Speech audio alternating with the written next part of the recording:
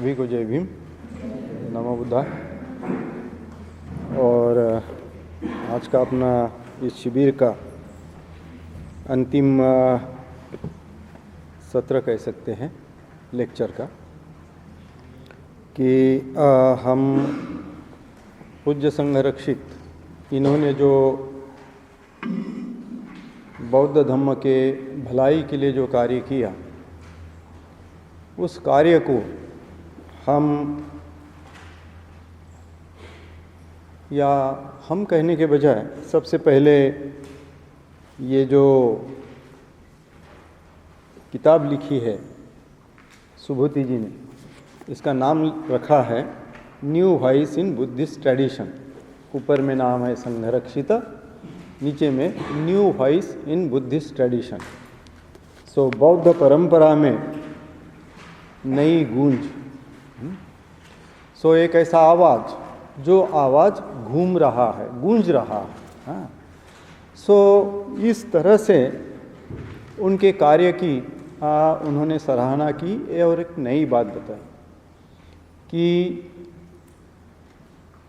उन्होंने जो कुछ भी किया बौद्ध परंपरा में, और जो हम पिछले कुछ दिनों से देख रहे थे, दो दिनों से विशेष तौर पर, कि किस तरह से पारंपरिक तौर पर किसी एक यान को, किसी एक संप्रदाय को उनके साथ अपनी पहचान न बनाते हुए आज के आधुनिक जगत में, आज का युग बहुत अलग है, तो इस आधुनिक जगत में किस तरह से बुद्ध की मूलभूत शिक्षाओं को हम अपने जीवन में उतारें।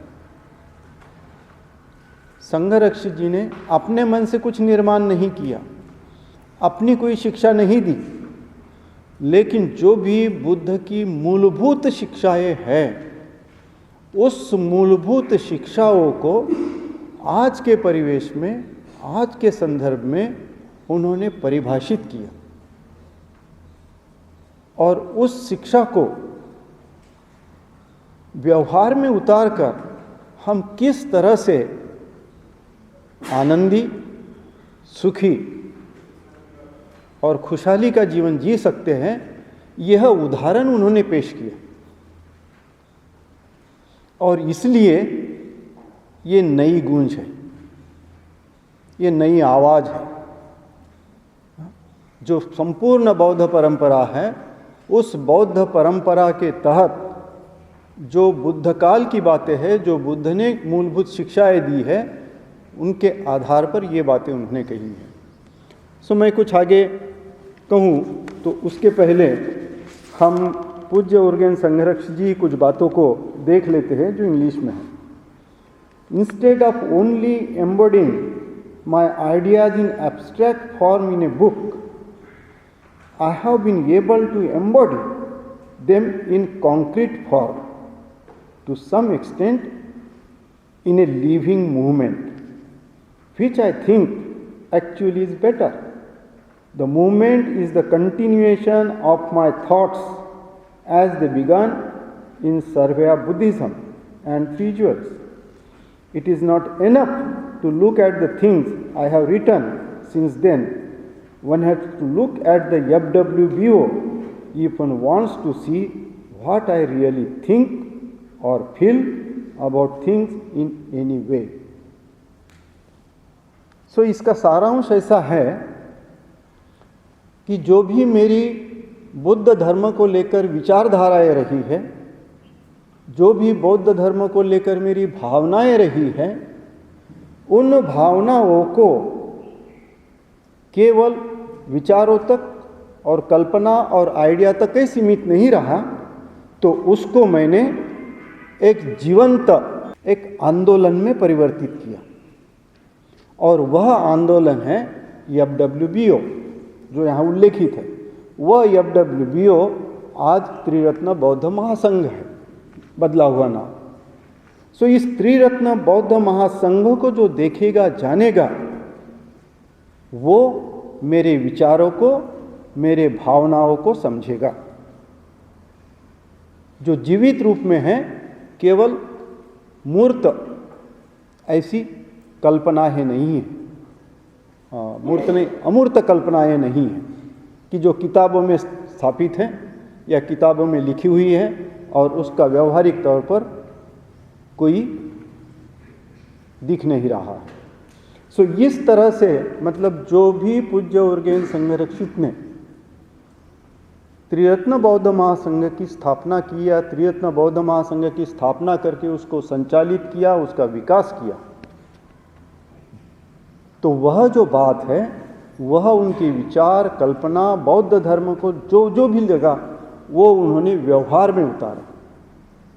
इसमें बहुत बड़ा एक फ़र्क हम देख सकते हैं। बाबा साहब की भी आइडिया और संघरक्षित की भी आइडिया काफ़ी हद तक मिलती जुलती है, लेकिन बाबा साहब की जो आइडिया थी धम्म सेवक की, वो उनको समय न मिलने की वजह से हम व्यवहार में नहीं देख सके। लेकिन संघरक्षित ने धम्मचारी और धम्मचारिणियों के रूप में जो उनकी आइडिया थी कि किस तरह का बुद्ध धर्म जो बुद्ध काल में चैतन्यमय था, उसी तरह का चैतन्यमय बौद्ध जीवन हम प्रदर्शित कर सके। जो बुद्ध ने अपने भिक्षुओं को कहा था, ब्रह्मचर्य पकासेत, श्रेष्ठ जीवन प्रदर्शित कीजिए। सो बौद्ध जीवन प्रदर्शित करने की जिम्मेदारी वह व्यवहार्य है, बौद्ध शिक्षा व्यवहार्य है, पंचशील का पालन व्यवहार्य है, ध्यान साधना व्यवहार्य है। इन सारी बातों को, और हम जो दुख में है, निराशा में है, डिप्रेस्ड है, इन सारी मानसिक अवस्थाओं से ऊपर उठकर हम खुश और आनंदी और अच्छा जीवन जी सकते हैं। ये जीते जागते उदाहरण त्रिरत्न बौद्ध महासंघ के माध्यम से संघरक्षित जी ने स्थापित किया। यह नई गूंज है, यह नई आवाज़ है, यह नयापन है बौद्ध परंपरा का, जो अपने संप्रदायों में, यानों में, परंपराओं में, औपचारिकता में और शब्दों में फंस गया था, या अभी भी ज़्यादा मात्रा तक फंसा हुआ है। I don't make hard and fast distinction between myself and movement, because the movement is an extension of me, an embodiment of some part of me. Though only in a sense, of course, I do not mean that the movement belongs to me or anything like that. I feel that whatever is done for the movement, for instance, in a sense, for me. So वो कहते हैं कि जो भी ये आंदोलन है, यह आंदोलन मेरे विचारों का, मेरे भावनाओं का विस्तारीकरण है। और आंदोलन मैं नहीं हूँ, आंदोलन मेरा नहीं है। सो मेरी जो कुछ भी बौद्ध धर्म के प्रति भावनाएं और बौद्ध धर्म के प्रति विचार है, उसका ये विस्तारीकरण है, उसका ये प्रकटीकरण है। इस तरह से संघरक्षित यहाँ हमें बताते हैं। फिर आगे हैं, I do not fully belong to the old dispensation and I do not fully belong to the new. I am halfway between. I form a sort of bridge. So I am in a more difficult position than those who follow the old dispensation and those who follow the new dispensation. Those who follow the new dispensation by being part of the order or the FWBO are in the fortunate position of having got the principles of spiritual life from the very beginning, whereas I had to work things out for myself. I have to hover uneasily between the two. There is no alternative. That is just my karma, good or bad or indifferent. That is just part of my history. In some ways, my position is ambiguous, especially in the eyes of the Buddhists outside our movement. I quite understand that I can't blame them for regarding my position as ambiguous, because I started off in something they could recognize, and I seek to have changed into something they can't recognize. इसमें सब कुछ आ गया है कि त्रिरत्न के प्रति Buddhist जगत में जो संभ्रम है वह ये बताते हैं कि जो पारंपरिक, यहाँ डिस्पेंशन शब्द है, डिस्पेंशन किसको कहते हैं, डिस्पेंसर किसको कहते हैं, कि जहाँ कुछ रखा हुआ है, आप एक्वागार्ड देखते होंगे, रखा हुआ है, नीचे आप डालते हैं तो पानी आता है, वो डिस्पेंसर है, उसको डिस्पेंसर कहा जाता है कि कुछ रखा हुआ है और आप रखते हैं तो वो नीचे गिरता है। तो उस तरह से संरक्षित कह रहे हैं कि जो बौद्ध परंपरा में संचित है वही मैंने नहीं लिया है, वो जैसा का वैसा मैंने नहीं लिया है, कारण कि परंपरा में संचित है, ट्रेडिशन मतलब संप्रदायों में संचित है। इन सारे बातों का संचय मैंने जैसा का वैसा नहीं लिया, लेकिन कुछ नया संचय है। इसलिए वो कहते हैं I do not fully belong to the old dispensation, जो पुराना है उसको मैं पूरी तरह से स्वीकारा नहीं हूं, और जो नया है उसको भी मैंने पूरी तरह से नहीं स्वीकारा है। तो मेरी परिस्थिति जो है, मैं बहुत कठिन परिस्थिति में हूं, क्योंकि इन दोनों के बीच में हूं, और इसलिए मेरी अवस्था संभ्रमित जैसी है।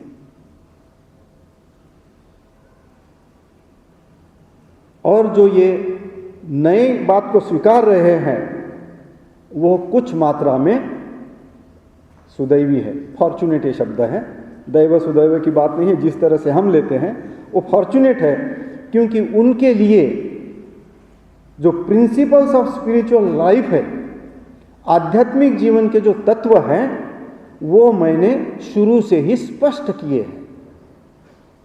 लेकिन मेरी परिस्थिति इतनी डिफिकल्ट थी कि मुझे वह ढूंढना पड़ा, उसके लिए मुझे प्रयोग करने पड़े, उसके लिए मुझे प्रयास करने पड़े, और इसलिए वो लिखते हैं कि दैट इज माय कर्म, वह मेरे कर्म थे, वो अच्छे थे या बुरे थे या संभ्रमित थे या त्रयस्थ थे, ये नहीं मैं कह सकता, लेकिन वो मेरे कर्म थे, वो मेरा इतिहास था, और उसके वजह से मुझे हर चीज को छानबीन करके उसको क्या योग्य है क्या अयोग्य है, इसको देखते हुए उसको स्वीकारना पड़ा, और उसके आधार पर मैंने ये नया आंदोलन तैयार किया। मैंने अपनी जो ये नई कल्पनाएं, नए विचार प्रस्तुत किए, और इसलिए जो कुछ भी इससे नए लोग जुड़े हुए हैं वो सुदैवी हैं कि मैं अपने सारे जिंदगी भर पूरे 20 साल तक जो भी मैंने बौद्ध धर्म के लिए अपनी प्रयास किए, उसका संशोधन किया, उस पर अमल किया, उस पर प्रयोग किया, और क्या उचित है क्या अनुचित है वह जांचा, और उसके आधार पर मैंने आपके सामने शुरुआत से ही आध्यात्मिक जीवन के मूलभूत तत्व प्रदर्शित किए। आप देखते हैं, चित्र में भी दिखाया कैसे वो भिक्षाटन करते थे, हाथ में कटोरा लेकर, कैसे एक वक्त का ही खाना खाते थे। भिक्षु जीवन को उन्होंने बहुत कड़ाई से अपने जीवन में लागू किया, जो विनय के नियम है उसके अनुसार वो जीने की कोशिश करते थे। लेकिन जब उन्होंने शुरुआत में ही अनागारिक धर्मपाल की जीवन पढ़ा, तब उनको लगा कि अनागारिक धर्मपाल सही आदमी है, वो भिक्षु जीवन नहीं जी सकते, इन्होंने भी, इसलिए वो भिक्षु नहीं बने, लेकिन भिक्षु जीवन से कम दर्जे का जीवन भी नहीं जिए। उनको भारत के सारे बौद्ध तीर्थ क्षेत्रों का जीर्णोद्धार करना था, इसलिए उनको पैसा चाहिए था। भिक्षु जीवन में आप पैसा का लेन देन नहीं कर सकते, तो इसलिए उन्होंने अपना शब्द ढूंढा, मैं अनागारिक हूं। मैं किसी भी देश का नागरिक नहीं हूँ, इसलिए उनको अनागरिक धर्मपाल कहा जाता है, जिन्होंने भारत धर्म में बुद्ध धम्म का पुनर्जीवित करने का अपने तरीके से प्रयास किया, जितने भी तीर्थ क्षेत्र हैं उन तीर्थ क्षेत्रों का जीर्णोद्धार करके। तो उसी तरह से पूज्य उर्गेन संघरक्षित जी कहा कि ये सही है, आज के जीवन में हम पुराने बुद्ध काल के तरह नहीं जी सकते, उन्हीं बातों को लागू नहीं कर सकते। कुछ करना है तो हमें ये बात को बाजू में रखना पड़ेगा। लेकिन आज भी कुछ परंपरा में, जैसे हमारे यहाँ उदाहरण के तौर पर देखो, थाईलैंड के 2 भिक्खु आए थे, हमारे यहाँ रहे। थाईलैंड के भिक्खु पैसे को हाथ में लगाते, जो आए थे वो, अन्य बातें होगी पता नहीं, लेकिन जो भिक्खु हमारे साथ रहे, जो नंगे पांव घूमते थे, मई महीने में नागलोक से बाबुलखेड़ा तक पैदल नंगे पांव इस डांबर रोड से चलते थे, दोपहर का 2 बजे का खाना 12 बजे का खाना खाने के लिए। आप नहीं चल पाओगे। लेकिन वो ऑर्थोडॉक्सी जिसको हम कहेंगे, कट्टरता, कि मुझे 12 बजे के पहले खाना खाना है, तो 12 बजे के पहले वो यहाँ से 1 घंटा चलते थे बाबुलखेड़ा जाने के लिए, और नंगे पांव। कहाँ कांटे है, कांटे तो नहीं रहते आजकल, लेकिन कांच के टुकड़े तो रहते हैं रास्ते पर, शहरों में। तो नंगे पांव जाते थे और खाना खाकर फिर चलते हुए आते थे, फिर आराम करते थे। पैसे की लेन देन नहीं थी, इसलिए वो अपने साथ एक सहायक को रखते थे, उपासक को रखते थे कि भाई पैसा तुम लो, फ्लाइट की टिकट तुम काटो, ट्रेन की टिकट तुम काटो। ये आडंबर है। तुम उसके बगैर जी नहीं सकते, तो तुमने दूसरों को अपने साथ में लगाया। सहायक पैसा लेगा, उपासक पैसा लेगा, मैं पैसे नहीं लूंगा, लेकिन तुम्हारे लिए ही तो वो कर रहा है ना। तो यह जो बातें हैं, यह परंपरा के आडंबर की बातें हैं, जो पूज्य संघरक्षित कहते हैं कि मैंने अपने जीवन में मेरे बैड कर्म थे या सही कर्म थे, ये पता नहीं, लेकिन इस हिस्ट्री के तहत मैंने जिया और तत्वों को उजागर किया कि बुद्ध काल में क्या था, आज के परिवेश में क्या है, उसी को आज के परिवेश में किस तरह से जिया जा सकता है। मूलभूत चैतन्य को, बुद्ध के मूलभूत चैतन्य को धक्का न लगाते हुए, उसको विकृत न करते हुए, उसी चैतन्य के साथ बौद्ध धर्म किस तरह से जिया जा सकता है। ये पूज्य उर्गेन संघरक्षित जी की बात थी। इसलिए बिल्कुल 12 बजे के पहले ही खाना खाना है। 12 बजे तो भारत में कब बजते हैं और थाईलैंड में कब बजते हैं?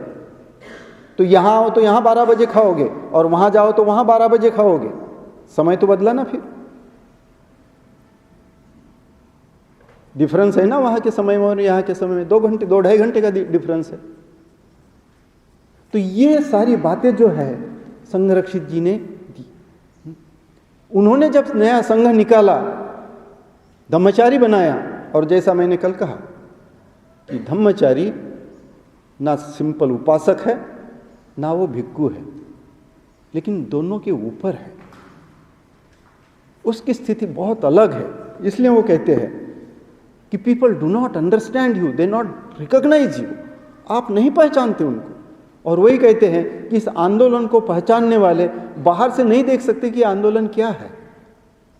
वो संभ्रमित हो जाते हैं क्योंकि ये पुराना नहीं है, हम भिक्खु नहीं है, नए नहीं है तो हम उपासक भी नहीं है। हमने प्रतिज्ञा ली है कि मैं 10 शील के अनुसार आचरण करूंगा, प्रतिज्ञाबद्ध होकर हम जीवन जी रहे हैं।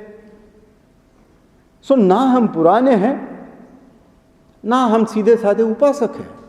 तो हमारी बीच की स्थिति है जो लोगों को समझने में बहुत दिक्कत होती है। लेकिन ये बीच की स्थिति बुद्ध के मूलभूत सिद्धांतों से अलग नहीं है। धम्ममित्र ये श्रामणेर के बराबरी का है कि जो भी बुद्ध धम्म में रुचि लेता है, उसमें इंटरेस्ट पैदा होता है, तो वह धम्ममित्र बनता है।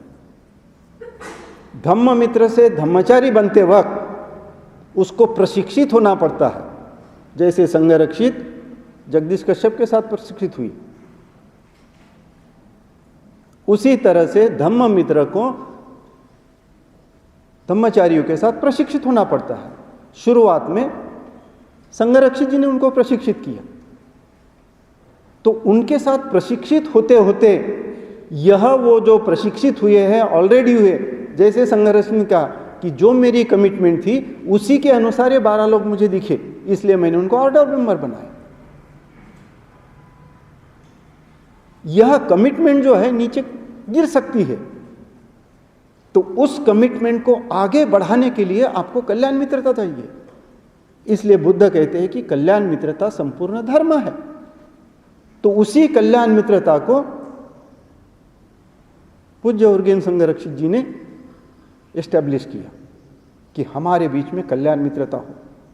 और जैसे सामनेर की उपसंपदा होने के लिए 10 भिक्खु आपके परिवेश में चाहिए, उस क्षेत्र के 10 भिक्खु चाहिए, और फिर वह आचार्य उसको इंट्रोड्यूस करता है, परिचय कराता है, उसी तरह से किसी धम्म मित्र को धम्मचारी या धम्मचारिणी बनाने के लिए उसको कई शिविरों में जाकर जो भी 10-15 ऑर्डर मेंबर है, केंद्र के जो भी धम्मचारी धम्मचारिणी हैं, उनके साथ उनका संपर्क होना चाहिए।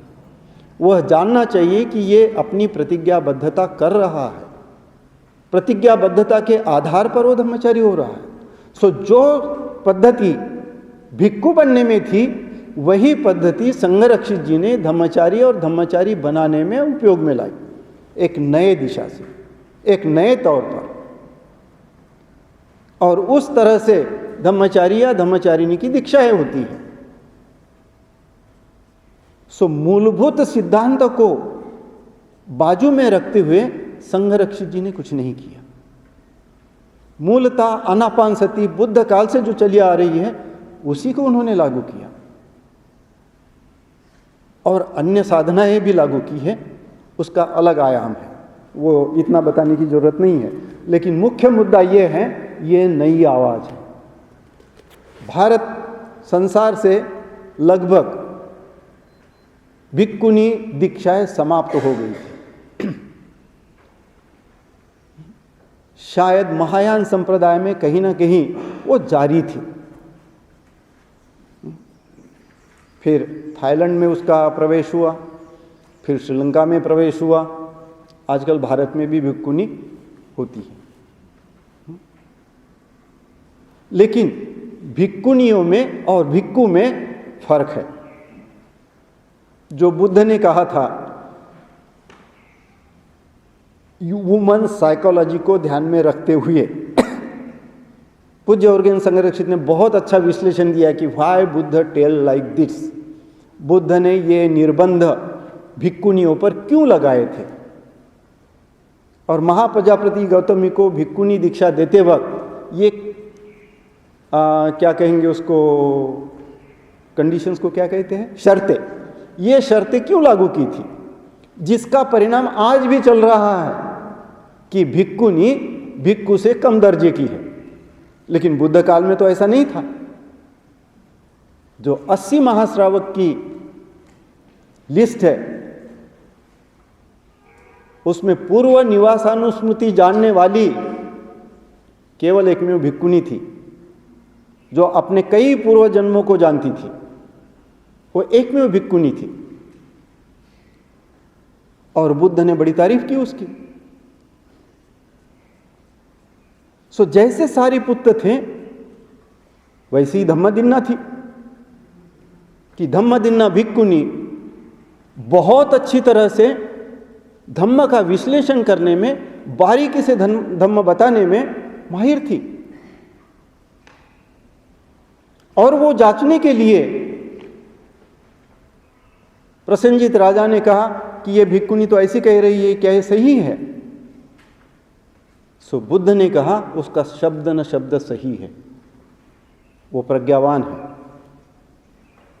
सो बुद्ध काल में जब भंते जी ने ये सारी बातें देखी पढ़ी, यहां तो समानता है, भिक्खु और भिक्खुनी में समानता है, तो उन्होंने धम्मचारी और धम्मचारिणियों की एक ही दीक्षा रखी, दीक्षा में कोई फर्क नहीं, यूनिफाइड ऑर्डर है।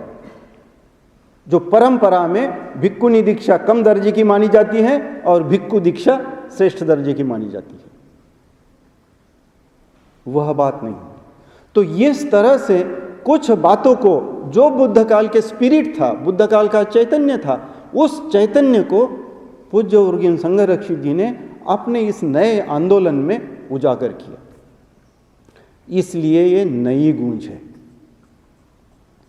ये नई बात है, ये नई आवाज है जो बौद्ध परंपरा में लुप्त हो गई थी, जो बुद्ध काल में थी, वो बौद्ध परंपरा में इतने सालों में जो लुप्त हो गई थी, उसको संघरक्षित जी ने नए सिरे से प्रस्थापित किया।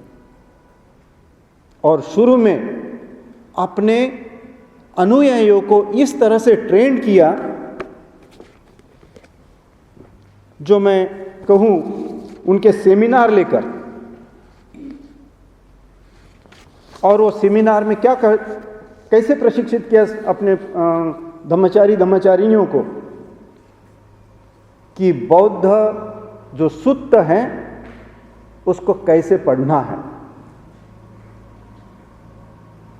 उन बुद्ध की शिक्षाओं को पर किस तरह से चिंतन करना है, उन बुद्ध शिक्षाओं को किस तरह से एनालाइज करना है, क्रिटिकली थिंकिंग करना है, क्रिटिकली सोचना है उसके बारे में कि बुद्ध ऐसे क्यों कह रहे थे, बुद्ध ने ऐसा क्यों कहा, इसके पीछे का क्या कारण है, बुद्ध की क्या सोच थी, क्या यह आज के जीवन में लागू है, क्या यह आज के परिवेश में इसको किस तरह से लागू किया जा सकता है। इस तरह से वह अपने शिष्यों को प्रशिक्षित करते रहे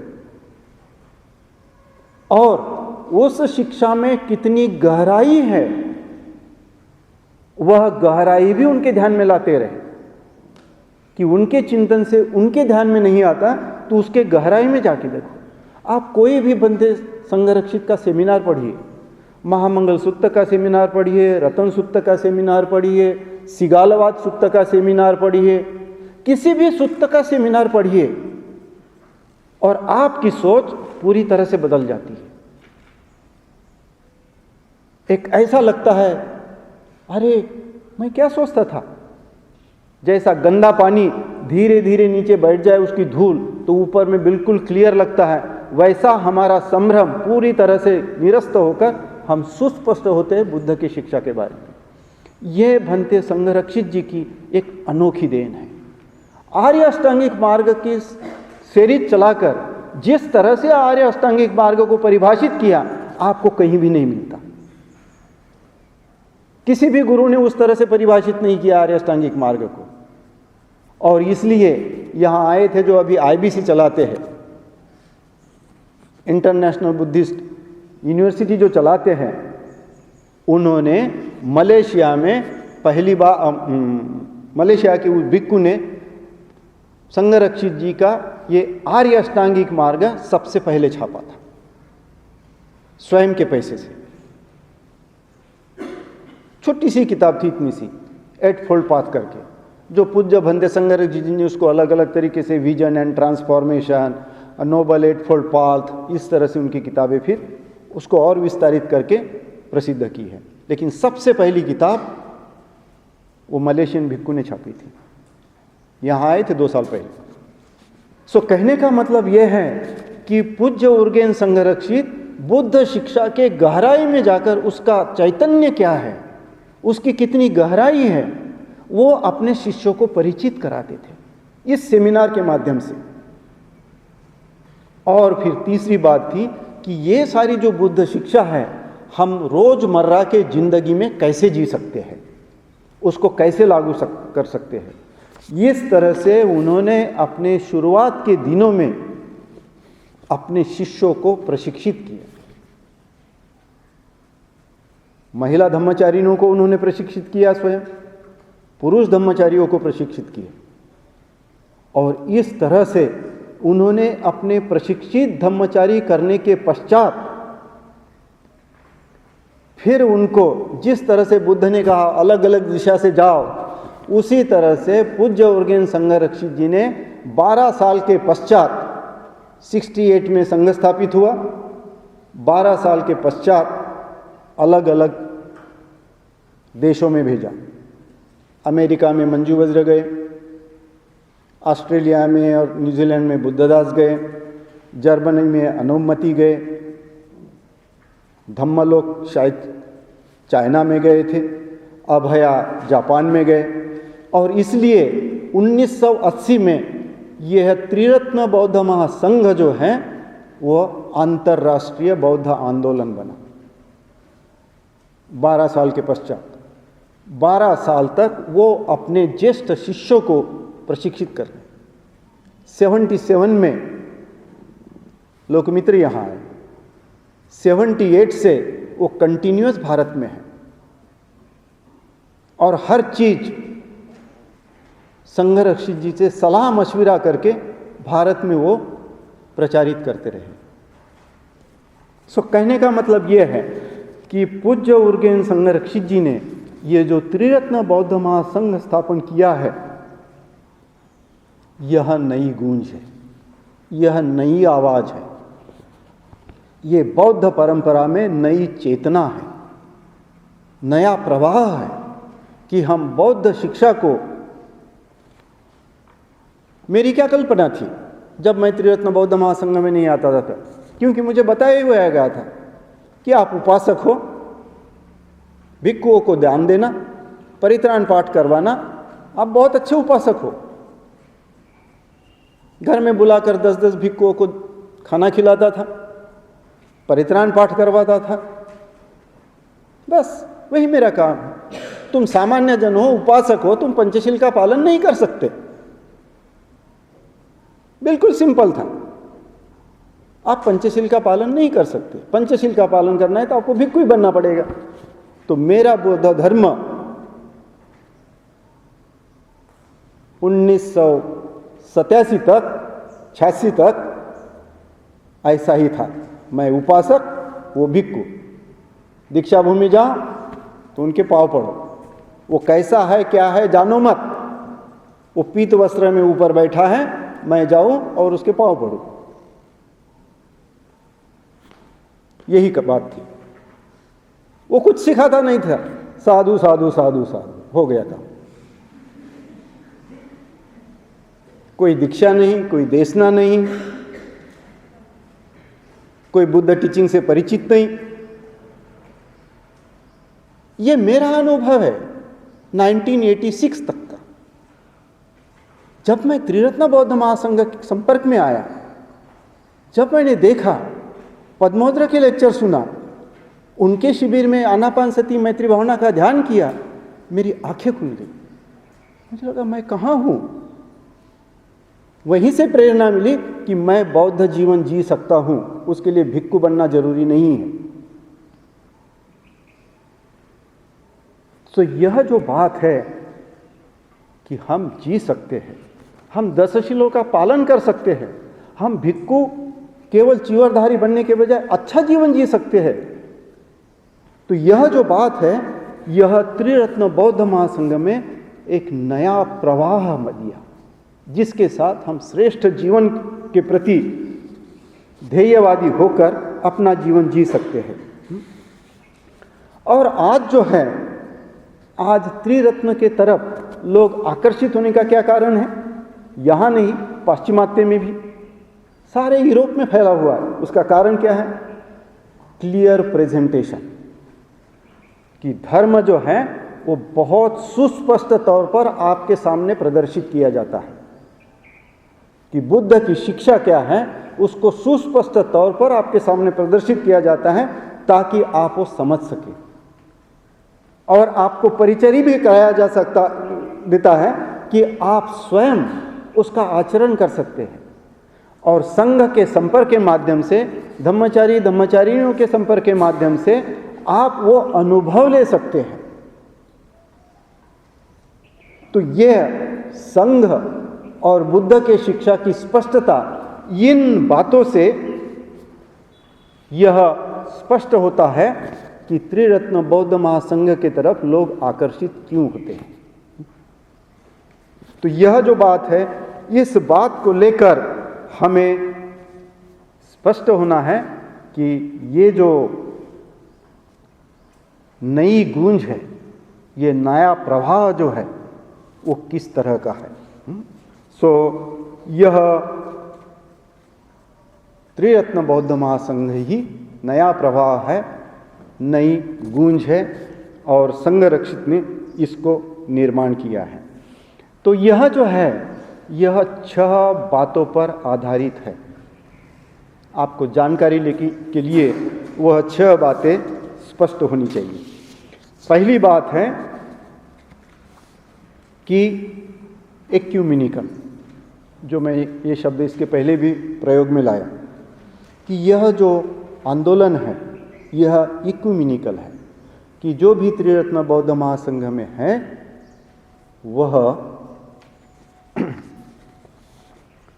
त्रिरत्न बौद्ध महासंघ में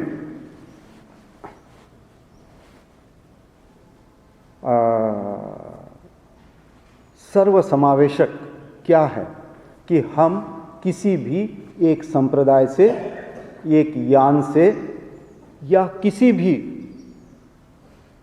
अपनी पहचान नहीं है। जो मैंने इसके पहले भी कहा था, ना हम थेरवादी हैं, ना हम महायानी हैं, ना हम तिब्बती हैं, ना हम शाक्यप्पा है, ना हम निम्मा है, ना हम गेलुपा है। हम किसी से भी संबंधित हमारी पहचान नहीं है। हम केवल और केवल बौद्ध हैं, केवल और केवल हम बौद्ध है।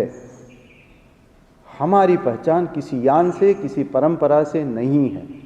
और जो बुद्ध की शिक्षा है, उस बुद्ध के शिक्षा का हम यथाशक्ति अपनी क्षमता बढ़ाते हुए पालन करने वाले आचरणशील बौद्ध हैं। ये त्रिरत्न बौद्ध महासंघ का इक्यूमेनिकल प्रिंसिपल है, सर्वसमावेशक तत्व है, कि हम अपनी क्षमता बढ़ाते हैं, हम प्रयास करते हैं और पूरे शक्ति के साथ बुद्ध शिक्षा को अपने रोजमर्रा के जिंदगी में उतारने का भरसक प्रयास करते हैं। हम केवल बुद्धिस्ट हैं, हम केवल बौद्ध हैं। यह सर्वसमावेशक का पहला तत्व है। और जो भी अन्य बौद्ध परंपराएं हैं, बौद्ध संप्रदाय है, उनसे यदि हमें प्रेरणा मिलती है हमारे इस जीवन को आचरण करने के लिए, हमारे इस जीवन को आगे बढ़ाने के लिए, तो उस प्रेरणा लेने के लिए हम खुले हैं। तो ओपन माइंडेडनेस, प्रामाणिकता, खुलापन और उसके साथ बौद्ध जीवन, ये सर्वसमावेशकता का बात है।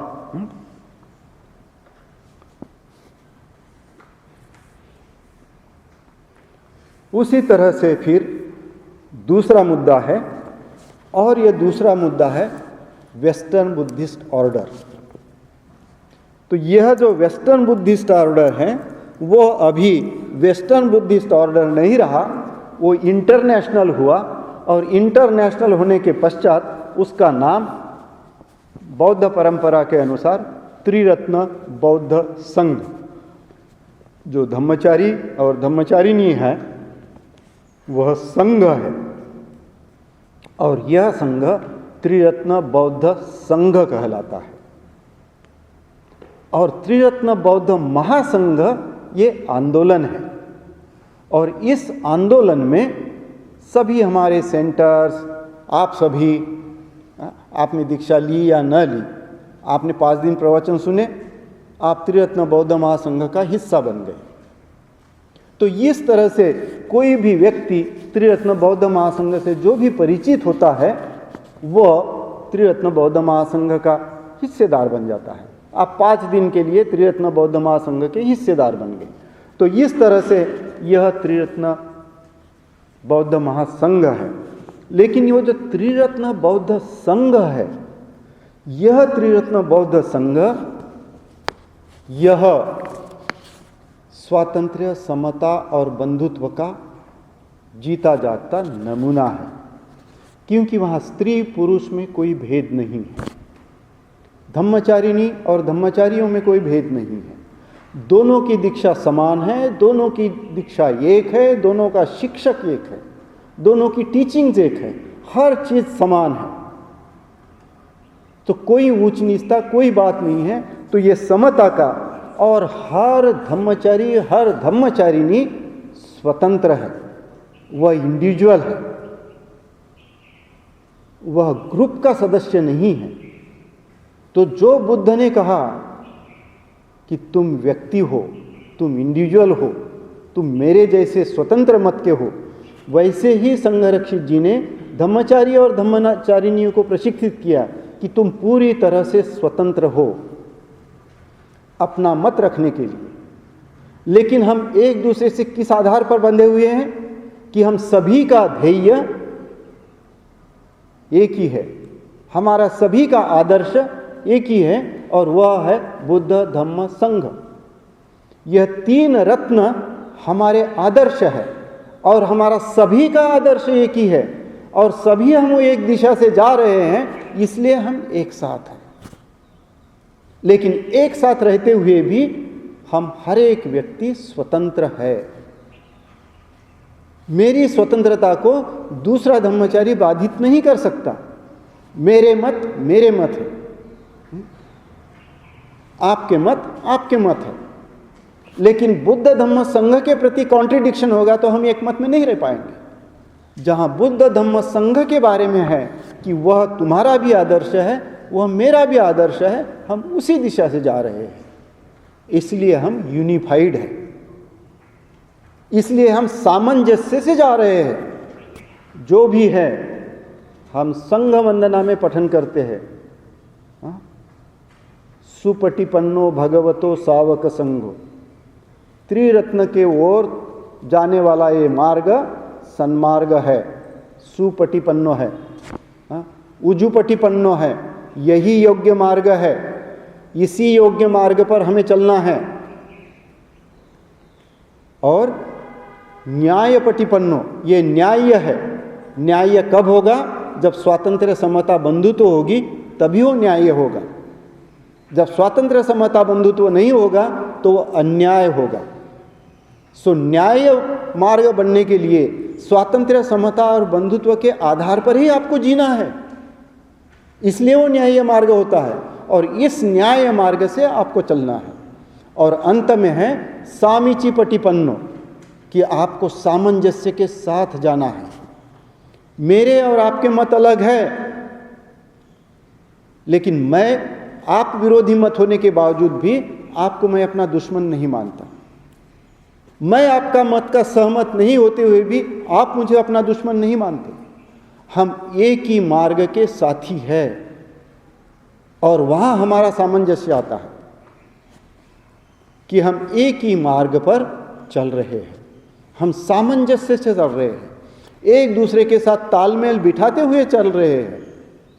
तो इस तरह से ये यूनिफाइड और यूनाइटेड ऐसा संघ है। जो बुद्ध काल का संघ था, उसी के प्रतिरूप में हमने संघ निर्माण करने की कोशिश कर रहे हैं। इसी में भी कोई श्रोतापन्न हो सकता है, कोई मार्गस्थ हो सकता है, और उस तरह से हम उस दिशा से चल रहे हैं। और बुद्ध कहते हैं कि जब तक संसार में श्रोतापन्न लोग हैं, तब तक बुद्ध धर्म जीवित है। सो बुद्ध धर्म को जीवित रखने के लिए, बुद्ध धर्म को दीर्घायुषी बनाने के लिए, बुद्ध शिक्षा को अनंत काल तक जारी रखने के लिए यदि कुछ करना है तो श्रोतापन्न बनना है। इसलिए पूज्य उर्गेन संघरक्षित ने शरणगमन प्रतिज्ञाबद्धता, और दूसरा ध्येय है श्रोतापन्न, क्योंकि हमें बुद्ध की शिक्षा को जीवित रखना है। बुद्ध के मूल उपदेश के अनुसार कि जब तक संसार में श्रोतापन्न है, तब तक ही मेरी शिक्षा जीवित रहेगी। जिस दिन इस संसार में श्रोतापन्न लोग नहीं रहेंगे, मेरी शिक्षा खत्म हो जाएगी। तो वो कोई त्रिरत्न बौद्ध महासंघ के अंतर्गत ही कोई श्रोतापन्न होता है ऐसा नहीं है, वो किसी भी संप्रदाय के अंतर्गत हो सकता है, बशर्ते वो बुद्ध की इस शिक्षा के अनुसार जीवन जीने वाले हो,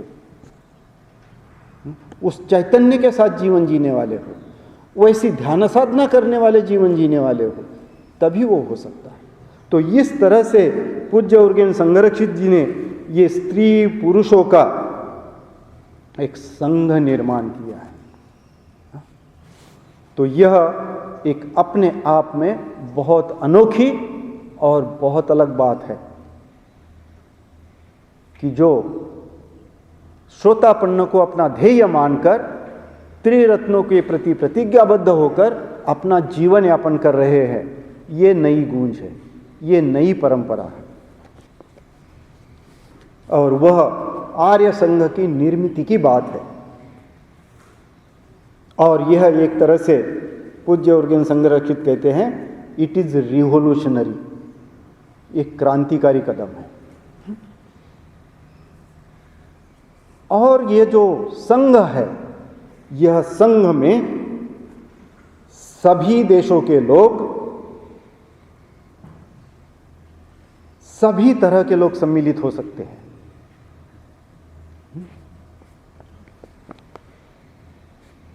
यहां कोई जो बाबा साहब ने आर्टिकल 15 में लिखा है, क्या लिखा है आर्टिकल 15 में? आपने पिक्चर देखी होगी या पढ़ा होगा। जाति, लिंग, धर्म, प्रदेश, प्रांत, संस्कृति, किसी भी तरह का भेदाभेद न रखते हुए सभी को समानता के तौर पर व्यवहार करना, यह आर्टिकल 15 है। और वही यहाँ मौजूद है कि आप किसी भी प्रदेश के हो, किसी भी संस्कृति के हो, किसी भी रंग रूप के हो, किसी भी भाषा के हो, आप इस संघ का सदस्य बन सकते हैं। आप ट्रांसजेंडर भी हैं तो भी बन सकते हैं, आप होमोसेक्सुअल हैं तो भी बन सकते हैं, आप लेस्बियन हैं तो भी बन सकते हैं। आप केवल इंसान हैं। यही इसमें एक क्राइटेरिया है कि केवल आप इंसान हैं। आप गृहस्थ हैं या गृहहीन हैं, कौन से प्रदेश के हैं, कौन सी भाषा बोलने वाले, इसका कोई लेना देना नहीं। आप केवल इंसान हैं, समझदार इंसान हैं। आप जान सकते हैं, त्रिरत्न को समझ सकते हैं, बुद्ध धम्म संघ को जानने की प्रक्रिया में लग सकते हैं, और जब आपके समझ में आया तो आप कमिट हो सकते हैं। बस इतना ही क्राइटेरिया है, इतनी ही शर्त है, और बाकी कोई भी इस संघ में सदस्य हो सकता है। जो बुद्ध काल की बात थी वही, ये इस जाति का है इसलिए होगा या इस जाति का है इसलिए नहीं होगा। बुद्ध ने स्वयं अपने जीवन में आम्रपाली को भिक्खु नहीं बनाया, वो वेश्या थी। कितनी बड़ी बात है। पटाचारा पागल जैसी नंगी घूमती थी, उसको भिक्खु नहीं बनाया। यह सारी बातें, और प्रकांड पंडित सारिपुत्त थे। तो इन सारी बातों को ध्यान में रखिए। महारिद्धिमान थे मोगलायन, वो भी संघ में थे। तो इस तरह से बुद्ध ने ऐसा नहीं समझा कि ये इसका है, वो उसका है, या ऐसा है या वैसा है। उसी चैतन्य को पूज्य उर्गेन संघरक्षित ने अपने संघ में समाविष्ट किया, अपने आंदोलन के तहत। अपना संघ कैसा हो, मेरे ये संघ के सदस्य कैसे हो, इसलिए उन्होंने कहा कि यूनिफाइड और यूनाइटेड ऑर्डर है, और यह क्रांतिकारी बात है। तो यह रिवोल्यूशनरी कदम पूज्य उर्गेन संघरक्षित जी ने उठाया है। उसके पश्चात है, इन दोनों के पश्चात कोई भी संघ सदस्य तभी बन सकता है जब वो बुद्ध धम्म संघ के प्रति अपने भावनाओं को और विचारों को संतुलित करते हुए प्रतिज्ञाबद्ध हो। कमिटेड हो। और यहाँ बाबा साहब हमारे सामने आते हैं कि बाबा साहब ने जब धर्मांतर किया तो पारंपरिक तौर पर त्रिशरण और पंचशील देकर धर्मांतर नहीं किया। आज भी आप किसी भिक्षु के पास जाएंगे और उनको कहेंगे कि मुझे बौद्ध बनना है, वो क्या करेगा? हाथ जोड़ लो, अगरबत्ती मेणबत्ती अर्पण कर लो, हाथ जोड़ लो, मेरे सामने बैठो और मेरे पीछे कहो मैंने त्रिशरण दे दिया, अभी मैंने पंचशील दे दिया, आप उपासक हो गए। ये बात त्रिरत्न बौद्ध महासंघ में नहीं है। आप फिर उसके बाद कैसे भी आचरण करो, ऐसी बात नहीं है। सो बाबा साहब ने ये नहीं होना चाहिए इसलिए 22 प्रतिज्ञा दी।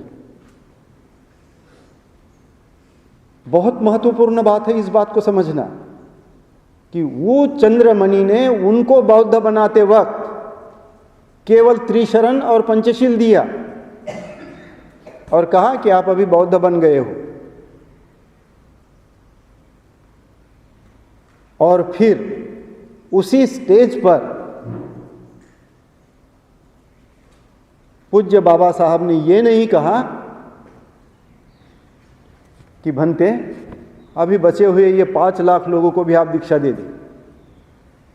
केवल बाबा साहब ने त्रिशरण पंचशील के साथ चंद्रमणि से दीक्षा ली। पूरा भिक्खु संघ भी था, वली सिन्हा थे, उसके महाबोधि के सेक्रेटरी, महाबोधि के भिक्षुगण बैठे हुए थे और वो चंद्रमणि भी थे वहाँ। तो बाबा साहब ने दीक्षा लेने के बाद उनको बैठने के लिए कहा आदरपूर्वक, और खड़े होकर उन्होंने कहा कि जिनको भी दीक्षा देना है उनको मैं दीक्षा दूंगा। सारा जन समुदाय खड़ा हुआ दीक्षा लेने के लिए। सो बाबा साहब ने त्रिशरण पंचशील तो दिया ही दिया, लेकिन बाद में 22 प्रतिज्ञा दी और एक एक ऐसे A4 साइज पर एक एक प्रतिज्ञा लिख कर लाई थी उन्होंने। 22 प्रतिज्ञा, एक पेज पर एक प्रतिज्ञा, और बाबा साहब पहले पढ़ते थे और बाकी सारा जन समुदाय उनके बाद में पढ़ता था। तो बाबा साहब ने अपने अनुयायियों को प्रतिज्ञाबद्ध बौद्ध बनना चाहिए ऐसा कहा है। जो पूज्य उर्गेन संरक्षित तैयारी करवा लेते हैं ध्यान करके, बुद्ध धर्म की समझ देकर, आपकी इमोशंस उसके अनुसार तैयार है या नहीं उसके तहत, और फिर आपको बौद्ध बनाते हैं। तो यह फर्क ध्यान में लेना चाहिए कि जो बाबा साहब की कल्पना थी कि ऐसे मेरे अनुयायी चाहिए। पहली 8 प्रतिज्ञा हिंदू धर्म से कोई लेना देना नहीं है, देवी देवताओं से कोई लेना देना नहीं है। और वो एक प्रतिज्ञा ये भी है कि कोई भी क्रियाकर्म में ब्राह्मणों के हाथों नहीं करवाऊंगा। उसका मतलब क्या है? पुजारी नहीं है।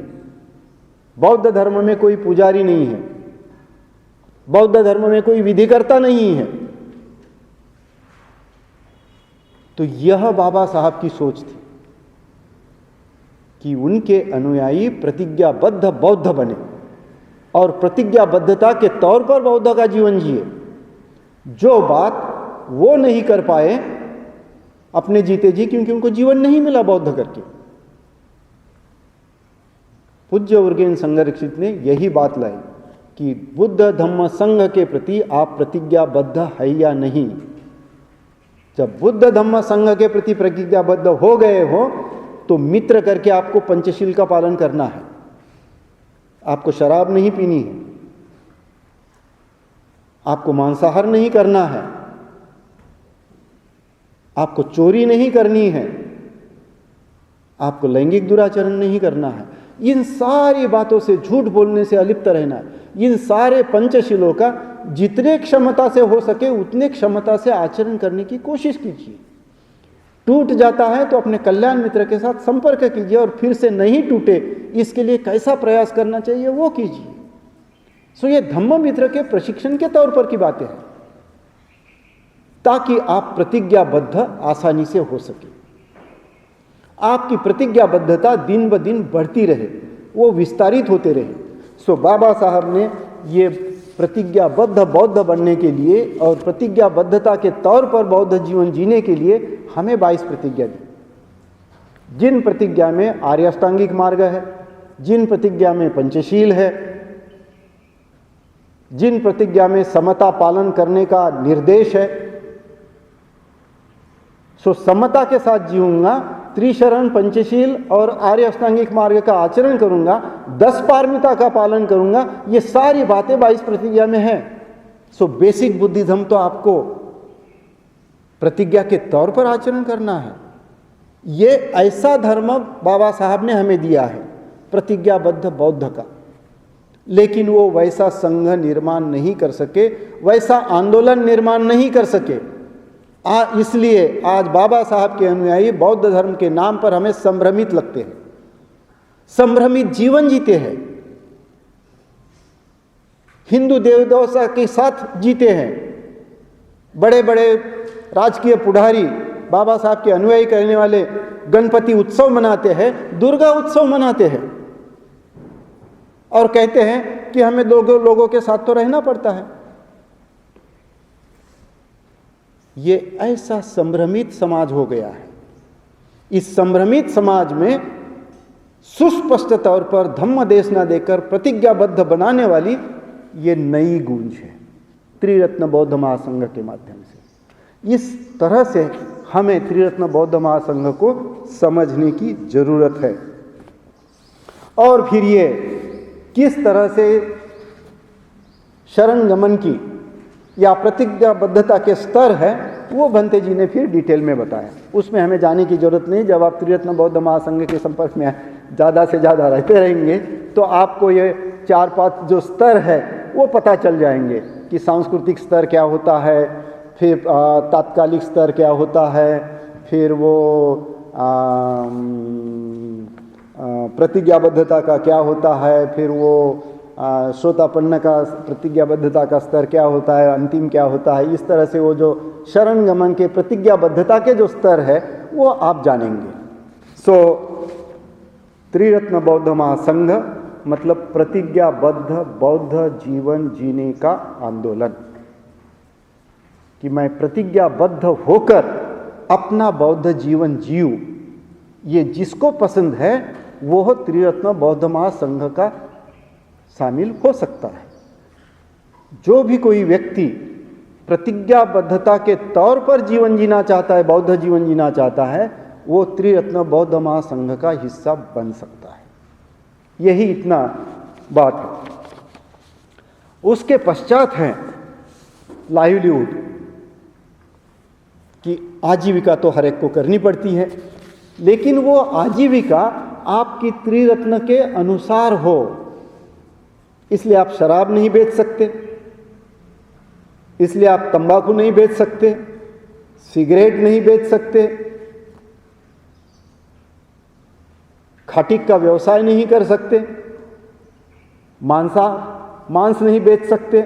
ये सारे जो भी बौद्ध जीवन के त्रिरत्न के विरोध में बातें जाती है वो आप नहीं कर सकते। वो करके अपनी आजीविका नहीं कमा सकते, भले ही उसमें आपको 10 गुना पैसा मिलता हो। सो कोई बौद्ध आदमी बार कैसे खोलेगा?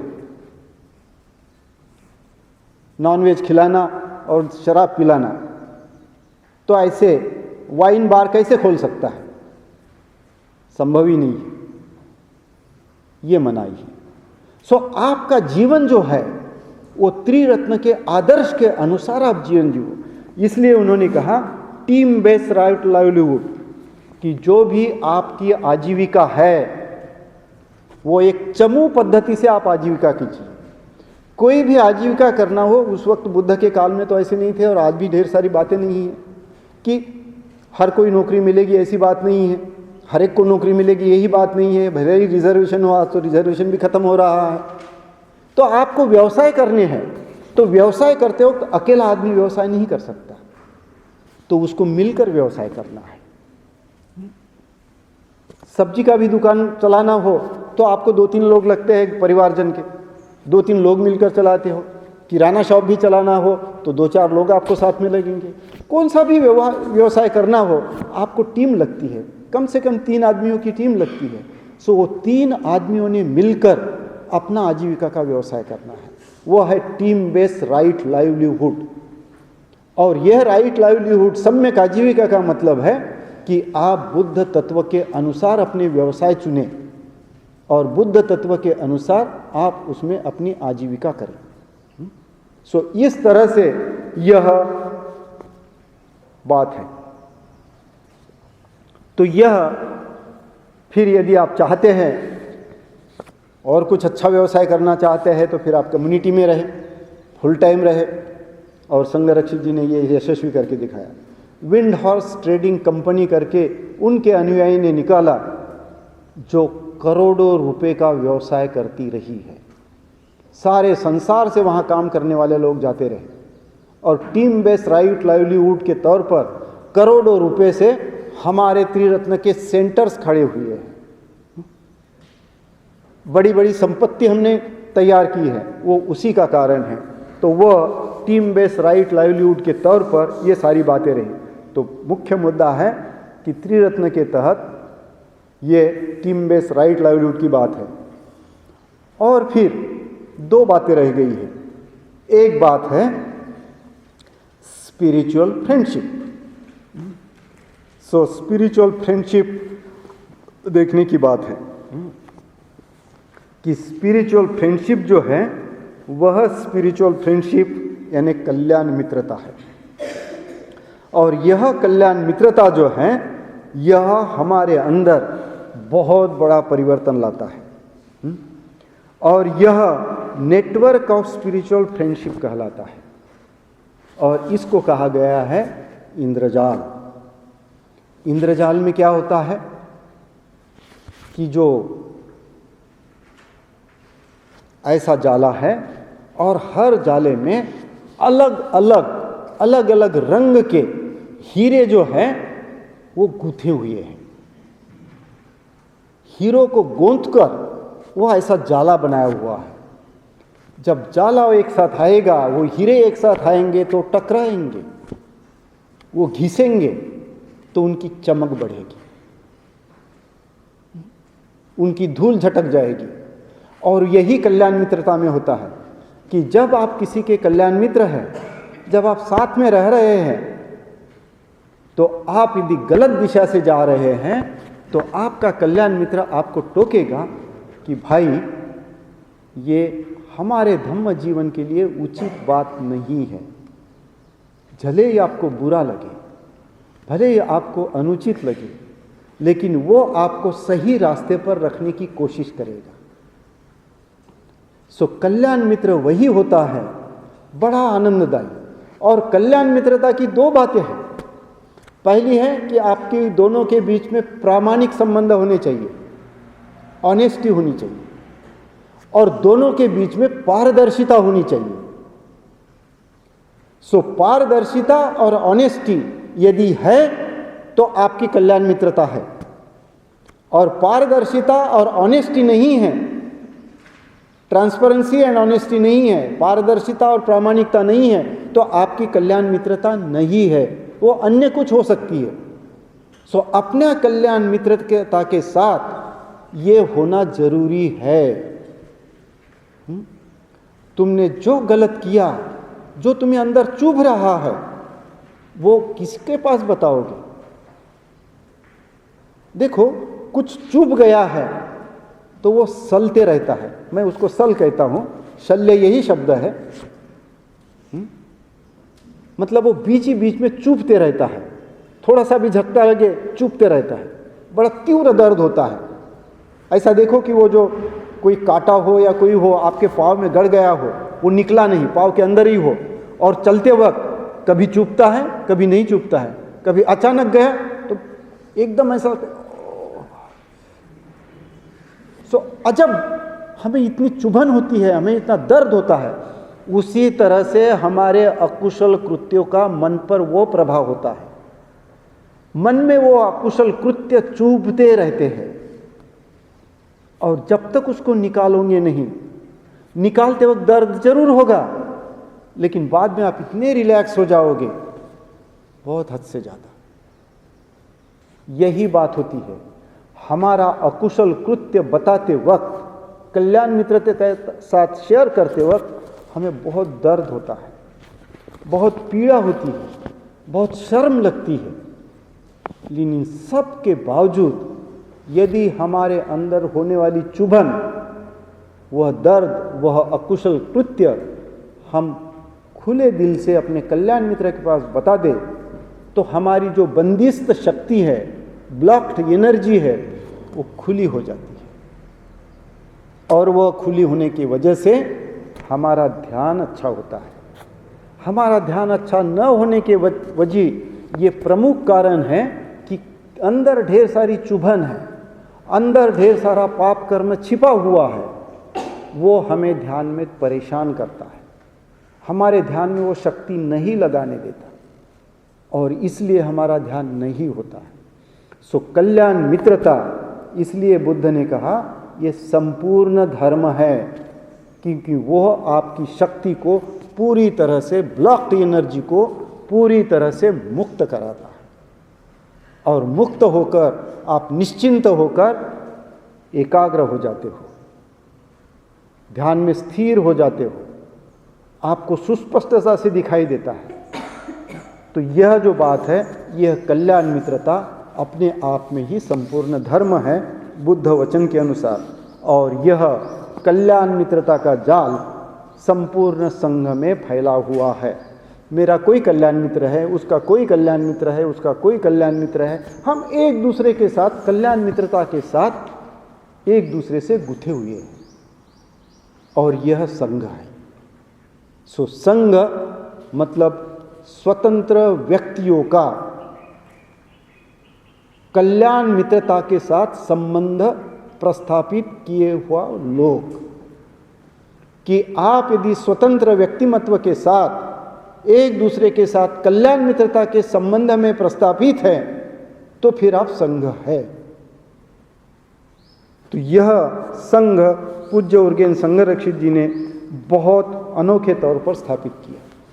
और जैसा मैंने कहा कि हमारी ये जो शक्ति है, ये बंदिस्त होती है, लेकिन उसको खुला करने के लिए क्या उपाय है?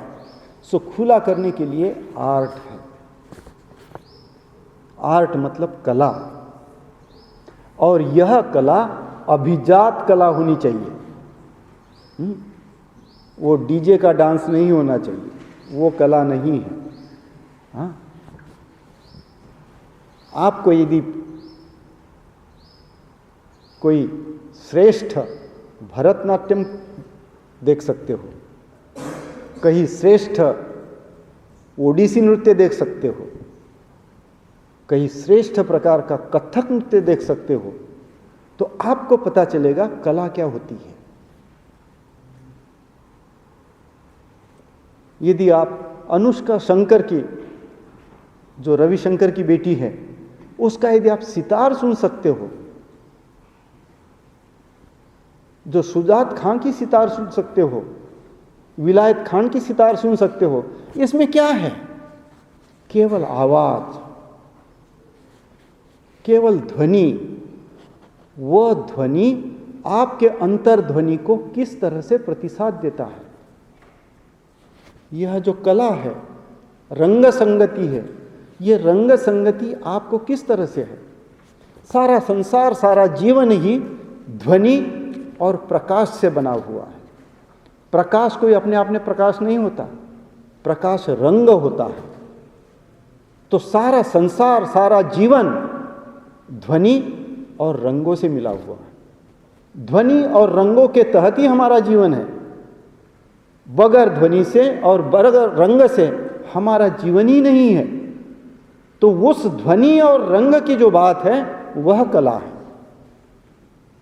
उस ध्वनि और रंग के साथ यहाँ अलग अलग रंग की कला, आपने बहुत अच्छी सुंदर सी कला प्रदर्शित की थी। अलग अलग कलर के साथ हम पूजा स्थान को सजाते हैं, हम अपने घर में थैंका लगाते हैं। तिबेटन मोनेस्ट्री में तरह तरह की रंग संगति होती है, और वही बात हम कला के माध्यम से अपने अंतर्मन को जागृत कर सकते हैं। सो इन कला के माध्यम से, और यह जो कला है, इस कला को पूज्य उर्गेन संघरक्षित जी ने जब धम्मचारी बने तो उनको साधनाएं दी है। जैसे मैंने थैंका में दिखाया, अमिताभ का थैंका है, अवलोकितेश्वर का थैंका है, मंजूश्री का थैंका है, तारा का थैंका है। इन सारे बुद्ध और बोधिसत्व के अलग अलग रंगों के थैंका है, उसमें केवल रंग है और उनका मंत्र वह ध्वनि है। सो पूज्य उर्गेन संघरक्षित जी ने ध्वनि और रंगों के साथ हम अपने भावनाओं को कैसे सूक्ष्म तौर पर परिवर्तित कर सकते हैं, अपनी भावनाओं को कैसे परिशुद्ध बना सकते हैं, इसलिए उन्होंने कला का उपयोग करने के लिए कहा।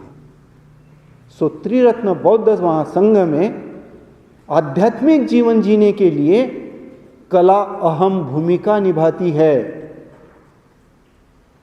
और इस कला के अहम भूमिका को हमने समझने की जरूरत है कि हमारे जीवन में कला कितनी महत्वपूर्ण भूमिका निभाती है।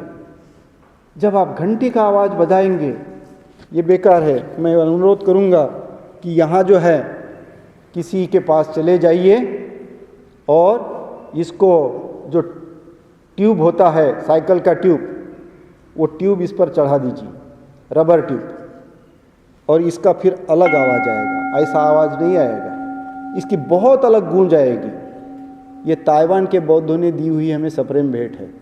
और भी बड़ी है, कितनी बड़ी गोंग होंगी यहाँ, इतनी बड़ी गोंग जो है वो ताइवान के बौद्धों ने हमें भेंट दी है इस बुद्ध सूर्य विहार के लिए, कि कोई खास कार्यक्रम हो तो उस खास कार्यक्रम में वो गोंग यहाँ रखिए और उसका ध्वनि निकालिए। गए साल आप में से जो कुछ भी लोग रहे होंगे यहाँ, उन्होंने देखा होगा। नहीं, गए साल जो एक भिक्कुनी आई थी और यहाँ बैठकर वो टिन टिन इस तरह से गए थे, और जो उसने वज्र सत्व का मंत्र कहा था, याद है आपको? आप में से जो गए साल होंगे वो लोग, हाँ, किस तरह से ध्वनि, किस तरह से वो गोंग, किस तरह से उनका आवाज निकालना। हाँ?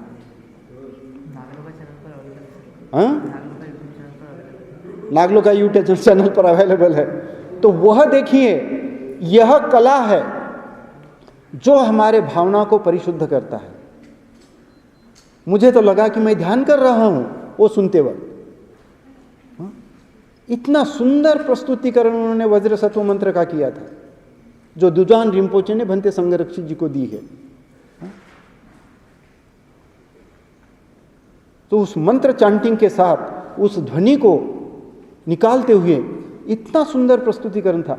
ये कला है जो हमारे भावनाओं को परिशुद्ध करती है और हमारा आध्यात्मिक जीवन ऊंचाई पर लेके जाती है। तो इसलिए पूज्य उर्गेन संघरक्षित जी ने यह छठी जो बात है वह कला को दिया है। सो इन 6 बातों पर आधारित त्रिरत्न बौद्ध महासंघ का आंदोलन है। जिस मात्रा में हम इस बातों में सम्मिलित होंगे, उस मात्रा में हम अधिक से अधिक प्रतिज्ञाबद्ध होते हुए त्रिरत्न बौद्ध संघ का हम हिस्सा बन सकते हैं और इस नई गूंज में हम शामिल होकर श्रोतापन्न की ओर जाते हुए बुद्ध के शिक्षा को हमेशा के लिए जीवित रखने का प्रयास कर सकते हैं। सो मुझे लगता है आज के लिए इतनी ही महत्वपूर्ण बात आपको बताने की थी।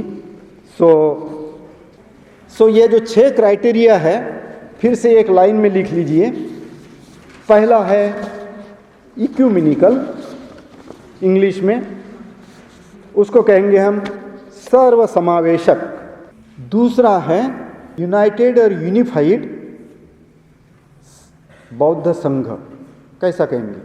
ये ऐसा ही लिख लीजिए, यूनाइटेड यूनिफाइड बौद्ध संघ, जिसमें किसी भी प्रकार का भेदाभेद या असमानता न होते हुए सदस्य बनने की बात। यह है यूनाइटेड एंड यूनिफाइड बौद्ध संघ। तीसरी बात है बुद्ध धम्म संघ, 3 रत्नों के प्रति प्रतिज्ञाबद्धता। चौथी बात है टीम बेस्ड राइट लाइवलीहुड, चमू पद्धति से आजीविका कमाना, सम्यक आजीविका का व्यवसाय करना या सम्यक आजीविका कमाना। पांचवी बात है कल्याण मित्रता विकसित करना। और छठी बात है कला आस्वाद, सीखना कि हम कला को किस तरह से आत्मसात कर सके, कलापूर्ण जीवन के तरफ अपने मन की रुझान किस तरह से बनाएं। सो छठी बात है कला। इन 6 बातों के आधार पर त्रिरत्न बौद्ध महासंघ की स्थापना हुई है और त्रिरत्न बौद्ध महासंघ इन 6 बातों के आधार पर कार्यरत है। यह पूज्य उर्गेन संघरक्षित जी की नई गूंज है पारंपरिक बौद्ध परंपरा में।